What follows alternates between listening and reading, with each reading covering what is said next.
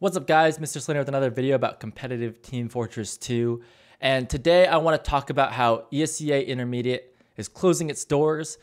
ESEA Intermediate is merging with Open, and now ESEA is shrinking from 3 divisions down to 2. And this hasn't happened in the history of ESEA TF2. It hasn't happened since season 6, which is a very long time ago, 19 seasons ago that happened. And a lot of people are saying, wow, like TF2 grew and then it shrank. And what's going to happen to the future of TF2? How's the pyro update going to affect that? And that's what I want to talk to you guys about today. I want to point you guys to this graph, which someone pointed to me to on Reddit. And as you can see, it shows the seasonal history of ESEA 6v6 and the total number of teams that sign up for ESEA every season over time. So as you can look back to season 2, which is the very first season of ESEA TF2. Season 1 was like Counter-Strike. Season 2, that's when they first introduced TF2. 20 teams were signed up, and then it kind of grew from there. And season 6, when they had 48 teams, about 50 teams signed up, is when they decided, okay, TF2 is rising, it's growing in popularity. We could actually turn this into an esport.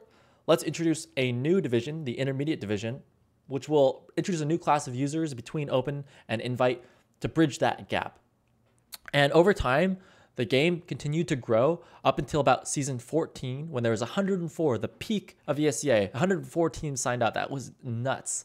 And the following season, season 15, is when they decided to introduce a 4th division, which was the main division. So you had ESEA-Open, Intermediate, Main, and Invite. And that was like the hypest I've ever seen ESEA. Up until the Bitcoin scandal, which many guys may or may not be familiar with, but ESEA has an anti-cheat that's built into it, and it's installed like deep into your computer so it can look for cheats.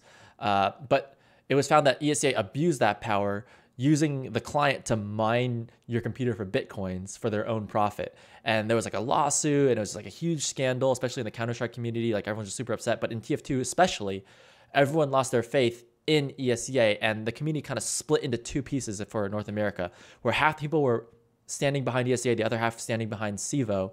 SIVO was led by Lang, who was like this pillar of the community at the time, and you guys all know he's just like a really positive, pro TF2 community kind of guy who really felt that SIVO was the alternative to ESEA that would really improve on the mistakes that ESEA has made and really carry the community forward.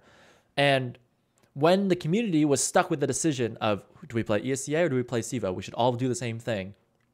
The Invite players banded together and rallied and said, look, if you don't have Invite players, then whatever league you play in is not the pinnacle of TF2. And so we as Invite players are deciding to play ESEA. And that decision was basically driven by the LAN that ESEA had. Because at the time, at the end of every season, so 3 times a year, everyone would, all the Invite players, from the top 4 teams, would drive or fly down to Dallas, Texas, to where they'd have the playoffs live, casted, like the whole thing.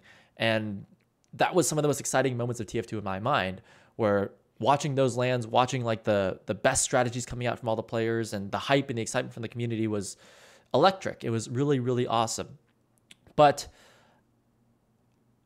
eventually, you know, as ESEA TF2 rebounded, we eventually lost the LAN because ESEA wasn't going to be holding that LAN anymore.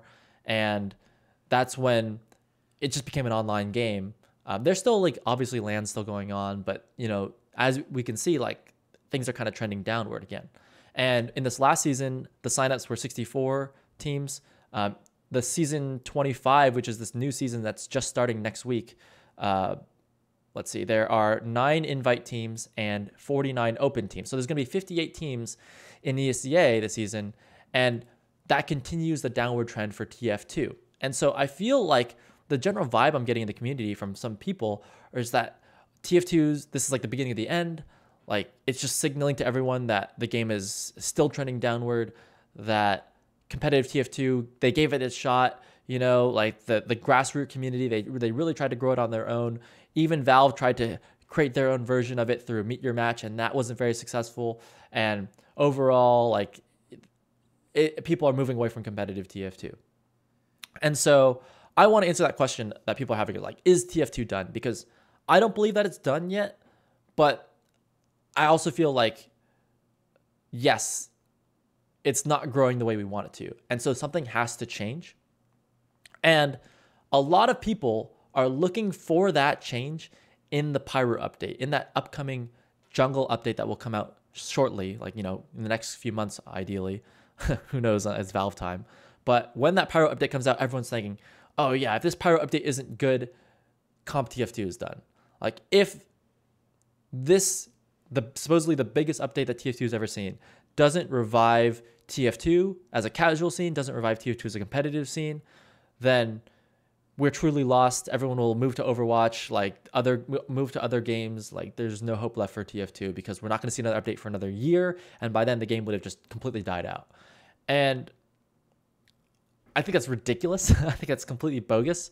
I did take a look at the pyro update that's coming out, and I don't know all the details, but I've looked at the speculations. I've looked at what people are saying that Valve has confirmed will be in the update. And I agree that the update looks to be targeted to a casual audience. It looks to be, driven by contracts, right? That's supposed to be the huge, choose your own adventure, the contracts. Obviously the new cosmetics that they're adding to the game and the way they're beefing up casual. And there are some changes coming to competitive, like they're adding an elo system, but nothing truly groundbreaking that makes the game amazing. If you look at the update as a whole, it appears to be mostly geared towards casual. I could be wrong. We're going to wait to see what happens there. But I don't think that's a bad thing. I do feel like the Valve team, TF2 team, has to cater to their core community. Obviously, competitive TF2 is not their core community. Still a vast majority of players out there are still playing 2-Fort, still playing casual, still playing CP Orange. They're not necessarily looking for how they can get into competitive gameplay. I don't think that's the end of TF2 though, because whether or not Valve backs the competitive community has been able to drive its own agenda, its own prize pools, its own growth without the help of the developers. And I think that's something that we should look back on and realize that we have that kind of inner strength, and we shouldn't give up on that. In fact, if you look at the prize pools of TF2 over time, it's supposedly one of the top 25 biggest prize pools because of all the money that ESEA has put into TF2 and all the money that we've gathered together for those prize pools.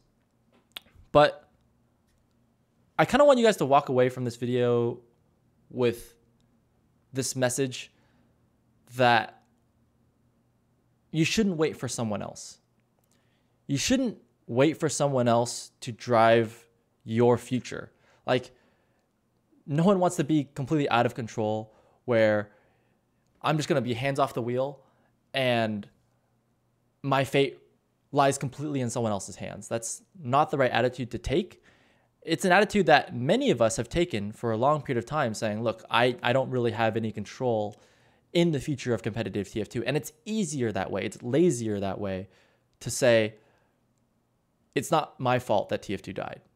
But when you really take a deep look at it, if you didn't do anything, if you didn't take any action to try and grow the scene, you're part of the problem.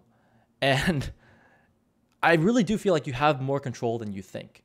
I personally look towards those guys like Lang, for example, who was really driving Sivo at the time, or Killing in the Name, who was the ESEA admin, or Try, and these guys who you're like, oh, I'll just let them drive. I'll just let them figure out how to grow TF2. And I realized myself that hey, actually, if no one does this stuff, it's not going to happen. And that's how I actually got into casting back in the day, was because there were no casters at the time. They had all these great casters, and some of those casters moved on to other projects and other things, and there were no casters, and they're like, we need casters. And I'm like, okay, I'll just step up and do it. And that's kind of how it works here, is you have to actually step up and contribute. Otherwise, it's just lazy to say oh, I can't do anything to help in this situation, because that's not true at all. I feel like everyone has a way to provide value. Everyone can do something to grow the future of the scene and to grow and contribute and give back to the community. At the bare minimum, what you can do is share your ideas, right? At the bare minimum, you can go to Reddit, you can go to Team Fortress TV, you can go to your local community server and talk to your friends and spread the word about what you think about TF2. If you think it's dying, go ahead, tell everyone that it's dying. If you think it's growing, tell everyone that it's growing. If you think TF2 is cool, you should be going out there and telling people why it's cool. Who cares what other people think? Like, if you think it's cool, there's someone out there who also thinks it's cool. If you think it's terrible, yes, there's also someone out there who thinks comp TF2 is terrible. But I do feel like there are ways to give back. At the bare minimum, just sharing your ideas. Past that, like, you don't have to be a streamer. You don't have to be a YouTuber. You don't have to be a caster. Just find the thing that you do best. There's people out there who make cosmetics for TF2, who make maps for TF2, who admin the forums, who are organizing tournaments. I mean, I've done a lot of those things. I never even thought I would ever do any of those things. And it's actually like really, really fun to do it. And so what I recommend to everyone who cares about TF2, who cares about the future, who's watching this video, get involved. Think about it to yourself. Like, if you really feel that TF2 is important, then you should look in yourself and go, okay, like, how do I keep this thing alive? How do I grow this thing? And how do I give back to this thing that's given so much to me? Otherwise, when TF2 does die, you could just be like, yeah, it died. It was a shitty game. Or like, for me personally, I want to look back at it and go like, yeah, I tried to give it everything I could. It didn't work out. At least I tried. So let me know what you guys think in the comments below about the future of TF2. And yeah, look forward to seeing you guys on the next video. I'll still be making videos. So see you guys next time. Peace.